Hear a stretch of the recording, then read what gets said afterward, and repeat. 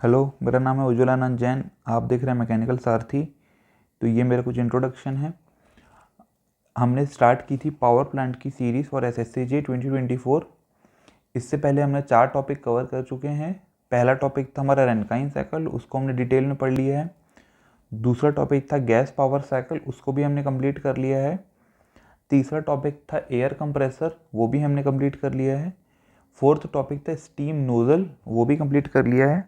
आज हम एक एक्स्ट्रा इसमें एक टॉपिक मैं ऐड किया हूँ, दैट इज़ कंप्रेसिबल फ्लो। कई बार एसएससी कंप्रेसिबल फ्लो से भी क्वेश्चन दे देता है, भले उसने मेंशन ना किया हो क्लियरली। तो आज हम कंप्रेसिबल फ्लो के बारे में भी पढ़ने वाले हैं। ठीक है, ये एसएससी के बच्चों को कई जगह नहीं पढ़ाया जाता है, बट इससे क्वेश्चन आते हैं, तो हम कंप्रेसिबल फ्लो को भी पढ़ेंगे। तो आज का हमारा जो टॉपिक है वो कंप्रेसिबल फ्लो पे है। तो मैं हेडिंग डाल देता हूँ, कंप्रेसिबल फ्लो। देखिए, कंप्रेसिबल फ्लो पढ़ने से पहले मैं आपको एक चीज़ बता देता हूँ। देखिए, कई बार क्या लगता है लोगों को कि कोई भी कंप्रेसिबल फ्लूइड है अगर, तो उसका फ्लो हमेशा ही कंप्रेसिबल हो, ऐसा नहीं है। कंप्रेसिबल फ्लूइड का भी फ्लो इनकंप्रेसिबल हो सकता है। ठीक है, कब? अगर उसका मैक नंबर 0.2 0.3 से कम है तो मैंने क्या कहा? For example air can behave as incompressible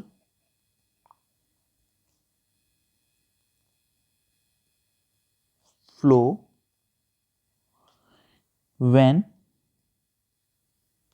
जब मैक नंबर 0.2 या 0.3 के कम हो तो एयर भी एज ए इनकम्प्रेसिबल फ्लो करेगी without variation of density. Density change नहीं होगी एयर की भी, अगर उसका मैक नंबर 0.2 0.3 से कम है तो।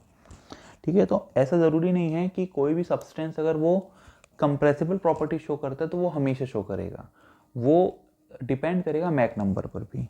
ठीक है, तो अब सबसे पहले हम पढ़ लेते हैं स्टैग्नेशन स्टेट के बारे में। यहाँ से बहुत बार क्वेश्चन आता है, स्टैग्नेशन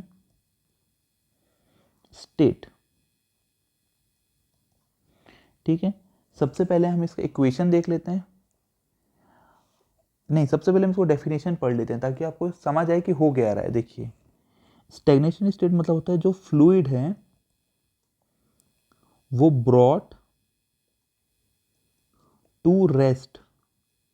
जो फ्लूइड है वो रेस्ट में हम उसको लाएंगे, बट किस कंडीशन पे, ये इंपॉर्टेंट है, isentropically. Isentropically means without changing in its entropy. देखो क्या है, फ्लूइड कोई फ्लो हो रहा है तो हम उसको रेस्ट पे लाएंगे, वेलोसिटी जीरो करेंगे, बट कैसे? आइजेंट्रोपिकली। ये वर्ड बहुत इंपॉर्टेंट है, आइजेंट्रोपिकली उसको रेस्ट पे लाएंगे। और जैसे ही वो रेस्ट पे आ गया तो प्रॉपर्टी इज कॉल्ड, इस पॉइंट पे जो भी प्रॉपर्टी होगी उसको हम क्या कहेंगे? कॉल्ड स्टैग्नेशन स्टेट या स्टैग्नेशन प्रॉपर्टी। स्टेट पे प्रॉपर्टी। ठीक है, स्टैग्नेशन प्रॉपर्टी। अब देखिए क्या है, कोई भी फ्लूइड है, मान लीजिए वो फर्स्ट पे है, कोई स्टेट 1 पे है, स्टेट 1, उसको आपने ब्रॉड किया आइजेंट्रोपिकली। ठीक है, आइजेंट्रोपिकली रेस्ट पे। ठीक है, तो उसकी जो प्रॉपर्टी होगी हम उसको ओ से डिनोट करते हैं। तो जो ओ होती है वो कौन सा स्टेट शो करती है? अगर ओ लिखा है, ठीक है, तो वो क्या शो करती है? स्टैग्नेशन। ठीक है, ओके ओके। अब देखिए, अब इसके हम जो फॉर्मूले हैं वो देख लेते हैं। फॉर्मूले, डिफरेंट फॉर्मूलाज हम इसमें पढ़ लेते हैं। तो देखिए कैसा हो रहा है, कोई भी जो फ्लो हो रहा है, ठीक है, वो हम किसी पर्टिकुलर स्टेट से उसको जीरो स्टेट पे कर रहे हैं। ठीक है, तो मान लीजिए फर्स्ट स्टेट था तो H1 प्लस, अगर मैं स्टेडी फ्लो एनर्जी इक्वेशन लगाऊं, स्टडी फ्लो एनर्जी इक्वेशन लगाऊं तो क्या होगा, H1 plus V1 square upon 2 is equal to H01 इस स्टेट 1 के लिए स्टेगनेशन क्या होगी, 0 1। ठीक है, स्टेट 1 से किसी को आपने स्टेगनेशन पे कन्वर्ट किया है, डेट इज 0 स्टेट पे या O स्टेट पे, तो ये यहाँ पे क्या होगा, स्टेगनेशन पे जो वेलोसिटी होती है वो 0 हो जाती है क्योंकि रेस्ट पे है। और कैसे, आइसेंट्रोपिकली। ठीक है, अब H1 को हम कैसे क्या लिख सकते हैं, H1 को CP T1 plus V1 square by 2, यहाँ पे क्या होगा CP T01।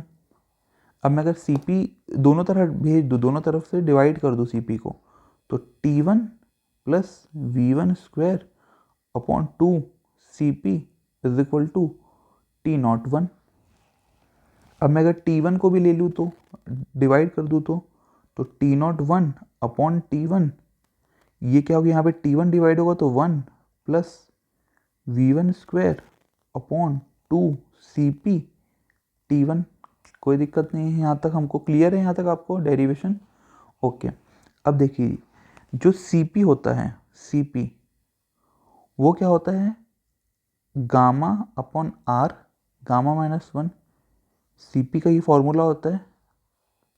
इसको मैं यहाँ पुट कर देता हूँ, T01 upon T1 is equal to 1 plus V1 square upon 2 T1 gamma R, और यहाँ पे क्या होगा, गामा -1 जो अपॉन में था वो ऊपर चले जाएगा। अब जो सोनिक वेलोसिटी होती है, सोनिक, वो क्या होती है, under root gamma RT।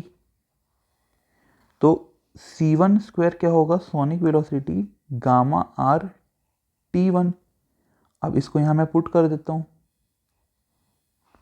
So T0 upon 1 upon T1 is equal to 1 plus gamma -1 by 2 V1 square upon C1 square. So M1 क्या होगा, mark number 1 V1 upon C1। Sonic velocity को अगर डिवाइड कर देते हैं वेलोसिटी ऑफ फ्लूइड की state 1 की, तो वो M1 निकल जाएगा। तो T0 1 upon T1 is equal to 1 plus gamma -1 by 2 M1 square. ये फॉर्मूला डिराइव होता है, ये बहुत इंपॉर्टेंट फॉर्मूला है, ये आपको बिल्कुल याद होना चाहिए फॉर्मूला। ठीक है, ये सबसे इंपॉर्टेंट फॉर्मूला है इस टॉपिक का। इससे ही सारी चीज़, अगर ये फॉर्मूला आपको याद है तो कॉन्सेप्ट लगा के आप सारे फॉर्मूले निकाल लेंगे। ठीक है, ठीक है। अब इसमें नेक्स्ट टॉपिक है flow through converging nozzle.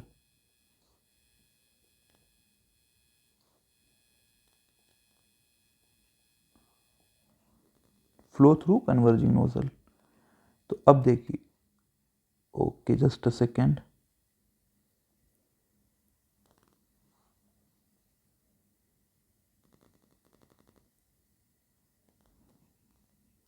Okay, flow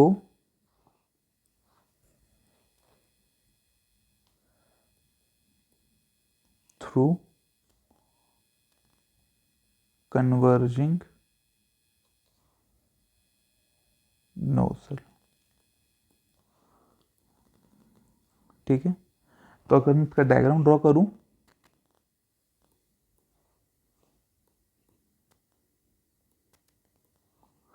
ठीक है,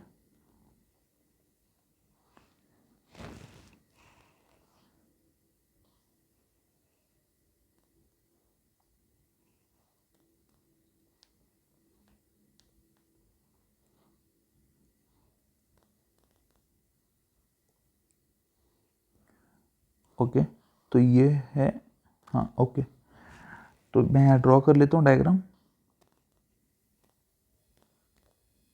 ये थ्रोट है मान लीजिए, और यहाँ का जो प्रेशर ये बैक प्रेशर है, ठीक है।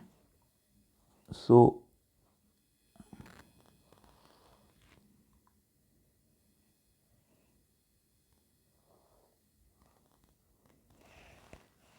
और ये बैक प्रेशर, ठीक है। मैं अभी डायग्राम ड्रॉ कर रहा हूँ, फिर मैं आपको बता दूंगा क्या हो रहा है, ठीक है। ये इनलेट है, ये इनलेट है, तो यहाँ पे स्टेग्नेशन प्रॉपर्टी होती है।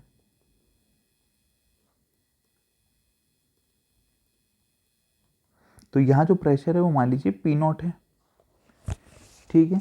यहाँ होता है बैक प्रेशर, इसको बोलते हैं बैक प्रेशर,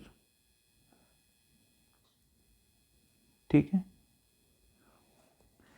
ये क्या है, थ्रोट, ठीक है।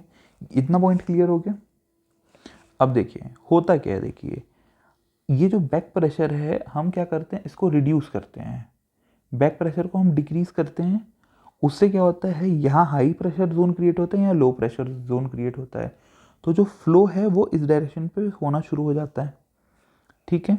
अभी हम पहली कंडीशन देख लेते हैं। फर्स्ट कंडीशन, जो बैक प्रेशर है वो स्टेग्नेशन प्रेशर के इक्वल है, ठीक है। तो यहाँ क्या होगा, नो फ्लो, ठीक है। ये याद रखिए जो बैक प्रेशर है ये वेरिएबल होता है, इसको हम वेरी करते हैं, तो ये वेरिएबल होता है, इसको हम चेंज करते हैं, ठीक है। तो इस कंडीशन पे कोई फ्लो नहीं है, तो ये देयर इज नो फ्लो, तो यहाँ पे स्ट्रेट हो जाएगा ये। अब सेकेंड कंडीशन क्या हुई कि जो बैक प्रेशर है उसको हमने रिड्यूस किया, तो देखिए यहाँ पी नॉट जो है वो बैक प्रेशर से ज़्यादा है, ठीक है।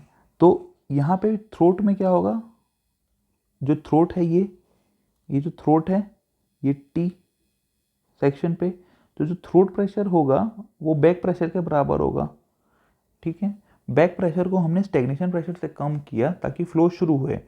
तो एट प्रेजेंट जो थ्रोट में प्रेशर होगा वो बैक प्रेशर के बराबर होगा, तो अब जो फ्लो है वो शुरू होगा, वो कुछ इस तरह से,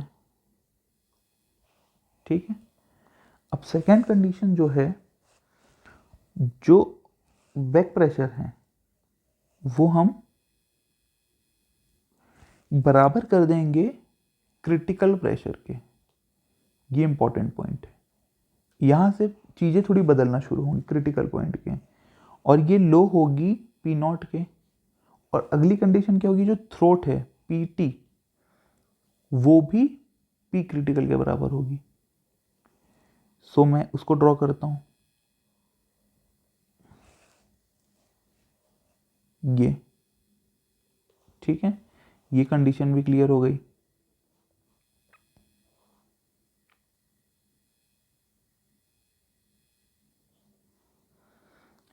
ठीक है। सो यहाँ जो फ्लो होगा वो चोक्ड फ्लो होगा। क्रिटिकल प्रेशर जहाँ पे भी मैं बताया था ना आपको क्रिटिकल कंडीशन, तो वो चोक्ड की होती है, चोक्ड फ्लो होगा। चोक्ड फ्लो मतलब क्या होता है कि जो एग्जिट है वो सोनिक एग्जिट होगी, दैट इज मार्क नंबर 1, ठीक है। ये क्लियर हो गया। अब हम फर्दर क्या कर रहे हैं वो देखते हैं। देखिए अब हम फर्दर कर रहे हैं, जो बैक प्रेशर है उसको हम क्रिटिकल प्रेशर से भी कम कर दिए। देखिए समझिए क्या हो रहा है, देखिए जैसे जैसे प्रेशर डिक्रीज करते जा रहे हैं हम बैक प्रेशर को, वैसे वैसे वेलोसिटी बढ़ती जा रही है। क्यों, आप खुद सोचिए, पहले जब बैक प्रेशर स्टेग्नेशन प्रेशर के बराबर तो कोई फ्लो नहीं हुआ, फिर बैक प्रेशर को हम क्रिटिकल प्रेशर तक ले आए तो मैक नंबर 1 हो गया, ठीक है। अब जो रिसर्च इस पे कर रहे थे उनको लगा कि अगर हम फर्दर क्रिटिकल प्रेशर के नीचे फिर बैक प्रेशर को लेके जाएं तो क्या एग्जिट में सोनिक से सुपरसोनिक कंडीशन मिल पाएगी इसी नोजल पे, डेट इज कन्वर्जिंग नोजल पे, सेम टाइप की नोजल पे। क्या हुआ, पहले बैक प्रेशर स्टेग्नेशन प्रेशर के बराबर तो कोई फ्लो नहीं मिला, फिर बैक प्रेशर क्रिटिकल प्रेशर तक गया, तो यहाँ तक हमने देखा कि मैक नंबर बढ़ता जा रहा है, मीन्स वेलोसिटी बढ़ती जा रही है। तो फर्दर हमने क्या किया, अब बैक प्रेशर को क्रिटिकल प्रेशर के भी नीचे कर दिया है ताकि जो सोनिक एग्जिट मिल रहा है वो सुपरसोनिक हो, वेलोसिटी और बढ़ जाए। बट जैसे ही हमने ये किया तो हमको क्या पता चला कि जो पी थ्रोट है वहाँ का प्रेशर अभी भी क्रिटिकल प्रेशर के बराबर है, वो बैक प्रेशर को फॉलो नहीं कर रहा है।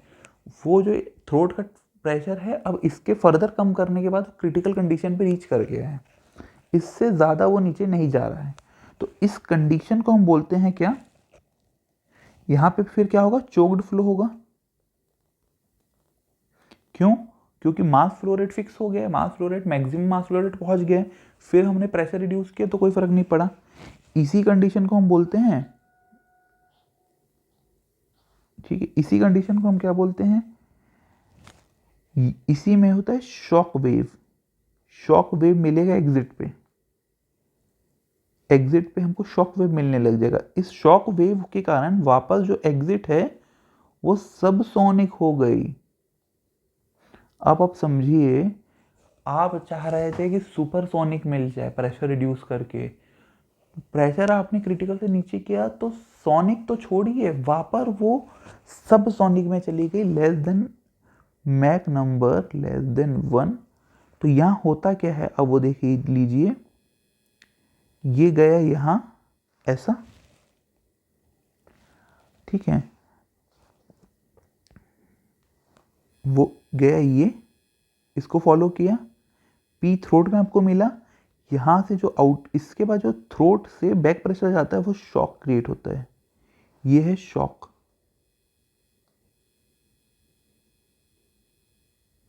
आपको समझ आया?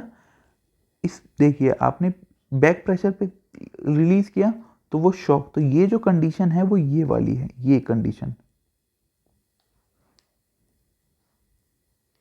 ठीक है। तो इस कंडीशन, ये जो कंडीशन है वो ये वाली कंडीशन है, ये शॉक की कंडीशन।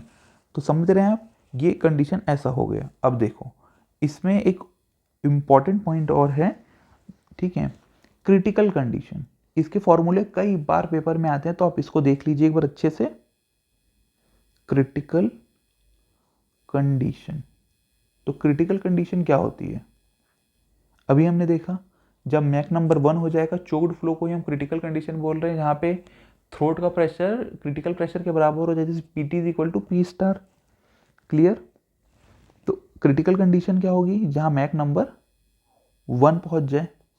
अब देखिए हमने फॉर्मूला क्या पढ़ा था, टी नॉट बाई टी, यही फॉर्मूला हमने पढ़ा था, 1 plus gamma minus 1 by 2 M square. तो यहाँ पे m कितना हो गया, 1। तो जब m 1 होगा तो जो t होगा वो t क्रिटिकल के बराबर पहुंच जाएगा आउटलेट पे। स्टैग्नेशन से कहाँ गया, यहाँ पे। तो जो t नॉट से t जा रहा था, जैसे ही मैक नंबर 1 हुआ तो जो t है वो क्रिटिकल कंडीशन पे पहुंच गया। क्रिटिकल प्रॉपर्टी मैक नंबर 1 में क्रिटिकल प्रॉपर्टी शो होती है ना, तो ये क्रिटिकल प्रॉपर्टी शो हो गई। तो यहाँ पे मैंने फिर से क्या लिखा, टी नॉट, अब t की जगह टी स्टार, क्योंकि m1 मैंने मान लिया है, 1 plus gamma minus 1 by 2, m1 है यहाँ पे क्योंकि, सो यहाँ पे गामा प्लस 1 बाय 2, ठीक है। ये स्टेग्नेशन अपॉन क्रिटिकल है, आपको हमेशा बोलते हैं critical temperature ratio, critical pressure ratio, तो क्रिटिकल बाय स्टेग्नेशन, समझ रहे, क्रिटिकल बाय स्टेग्नेशन, ठीक है। तो T star upon T not क्या हो जाएगा, 2 अपॉन गामा प्लस 1।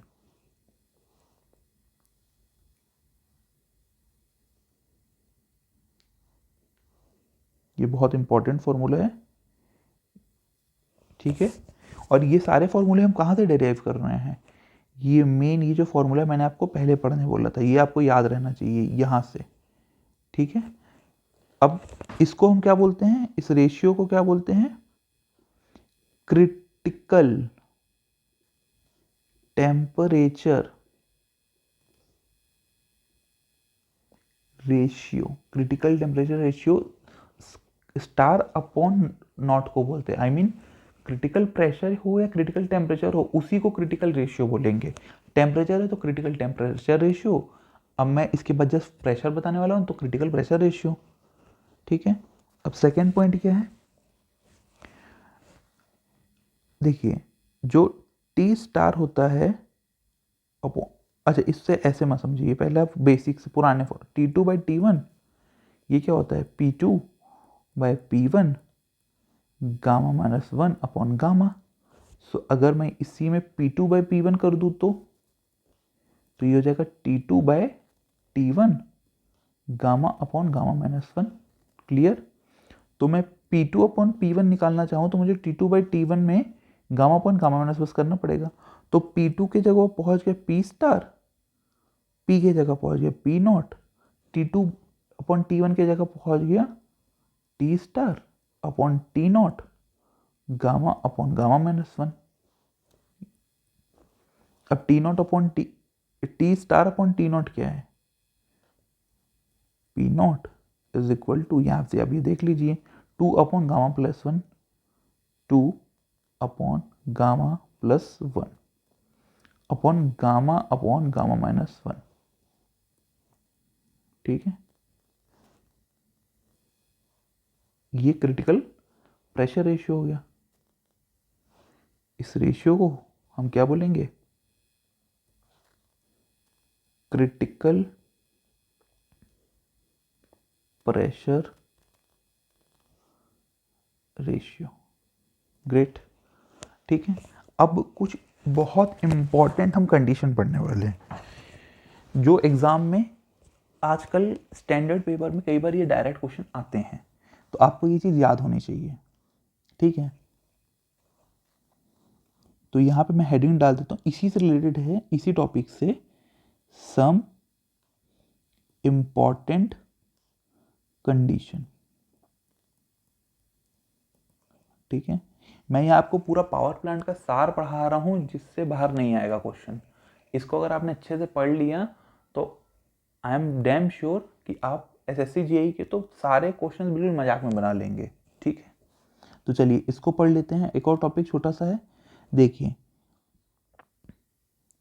अगर स्टीम कौन सी है सुपर हीटेड स्टीम है, सुपर हीटेड स्टीम बोल रहा है अगर वो पहला कंडीशन सुपर हीटेड स्टीम। सो इस केस के लिए जो n होता है वो 1.3 होता है, ये आपको याद रहना पड़ेगा। ठीक है, तो इसके लिए क्रिटिकल प्रेशर रेशियो इस कंडीशन के लिए क्या होता है P star upon P not.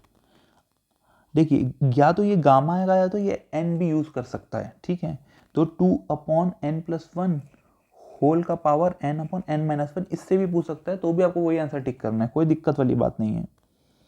ठीक है, P star upon P not. ठीक है, तो n क्या है 1.3। तो इस पर्टिकुलर कंडीशन के लिए जो ये क्रिटिकल प्रेशर रेशियो होता है वो होता है 0.545। ये भी आपको ये दो चीज में याद रखनी है, ये दोनों पूछ सकता है आपसे। ठीक है, अब सेकंड कंडीशन, अगर सुपर हीटेड पहली कंडीशन थी, अगर ड्राई सैचुरेटेड बोले तो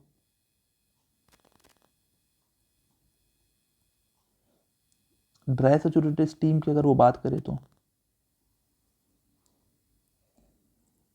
ड्राई सैचुरेटेड के लिए जो n की वैल्यू होती है n, ये आपको याद रखनी पड़ेगी। n जो होती है वो होती है 1.135। तो इसके लिए क्रिटिकल प्रेशर रेशियो क्या होता है,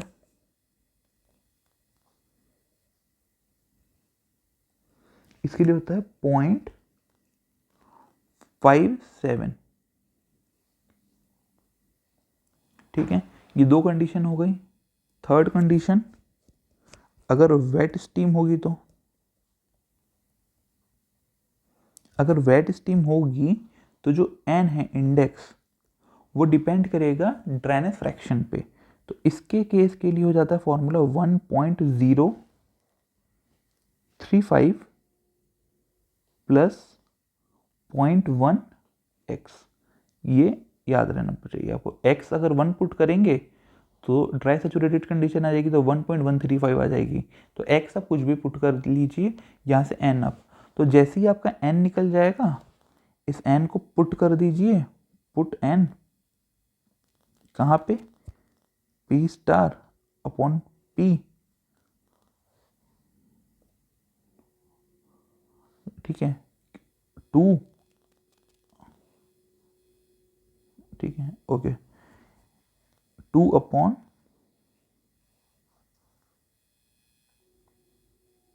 + 1 n/n-1।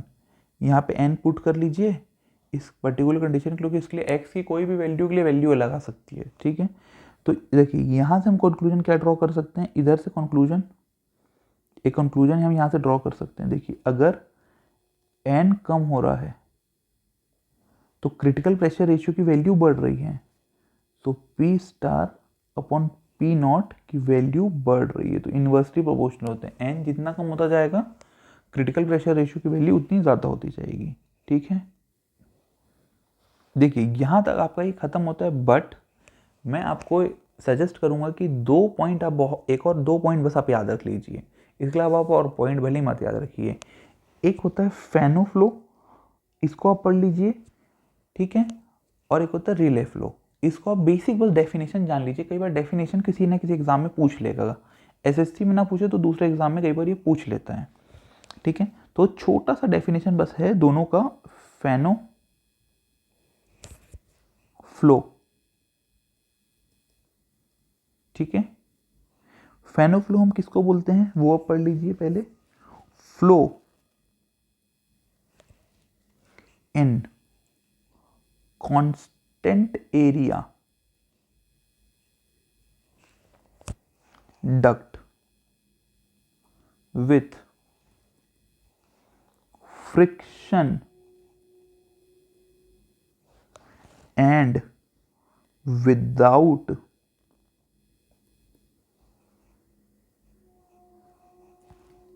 heat transfer।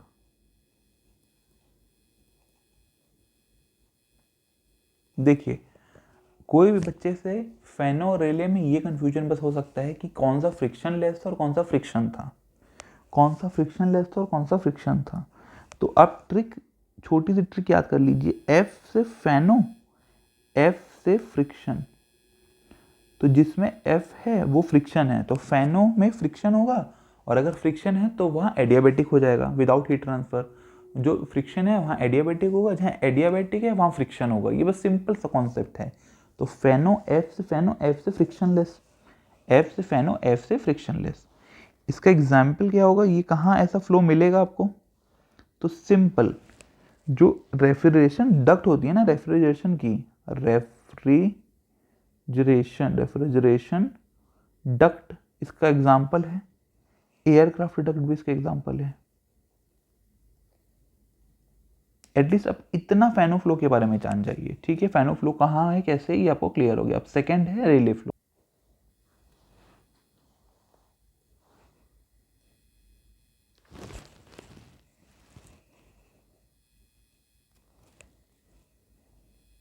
रेले फ्लो, ठीक है। अब रेले फ्लो का डेफिनेशन क्या है, इसमें भी flow in constant area duct. अब आप वो बताइए, फैनो एफ से फैनो, एफ से फ्रिक्शन, तो यहां क्या होगा, डक्ट, यहां क्या होगा, नो फ्रिक्शन, वहां फ्रिक्शन था तो यहां नो फ्रिक्शन होगा, और अगर फ्रिक्शन नहीं है तो फिर क्या होगा, हीट ट्रांसफर होगा, विथ हीट ट्रांसफर।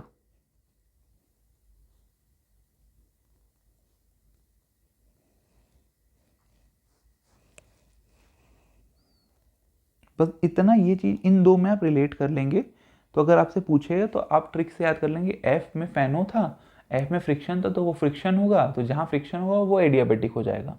इससे आप रिलेट कर लेंगे, ठीक है। अब नॉर्मल शॉक वेव के बारे में थोड़ा सा पढ़ लेते हैं।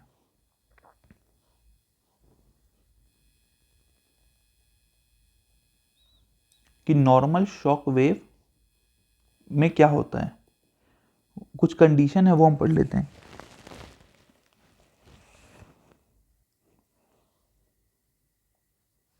तो ये हो गया, तो ये नॉर्मल शॉक था। अब देखिए, अब जो एक लास्ट टॉपिक है वो है मैक कोन।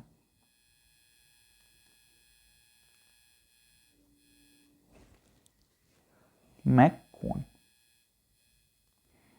एंड हाँ, जो मैं आपको पढ़ा रहा हूँ अब उस पर फोकस करिए, इधर उधर सोर्स पे जाने की कोई ज़रूरत नहीं है।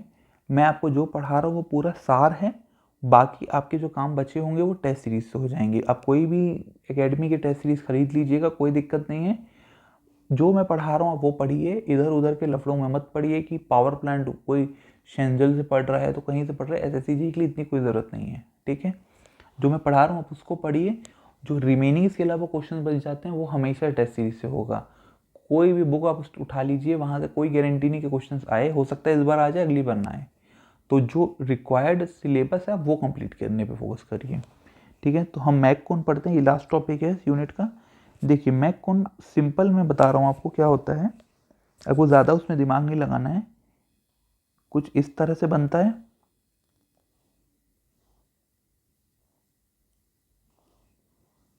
ठीक है, कुछ ऐसा रहता है।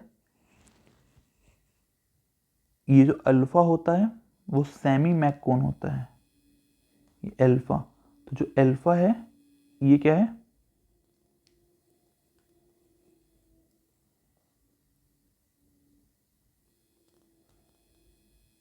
ये अल्फा है, इसको हम बोलते हैं सेमी कोन एंगल। अगर क्वेश्चन में आपको दिया है कोन एंगल, अगर क्वेश्चन में वर्ड यूज हुआ है कोन एंगल तो वो है 2α, तो उसको आपको आधा करना पड़ेगा इस फॉर्मूले को लगाने के लिए। ये जो होता है ये जोन ऑफ एक्शन, ये होता है जोन ऑफ साइलेंस। ये इनसाइड मैककोन, मैककोन के अंदर को हम बोलते हैं जोन ऑफ एक्शन, ये आउटसाइड मैककोन। जो आउटसाइड है उसको जोन ऑफ साइलेंस, जो इनसाइड है जोन ऑफ एक्शन। अल्फा है सेमी कोन एंगल, 2α है कोन एंगल, ठीक है। तो जो साइन अल्फा है वो सीधा 1/m होता है,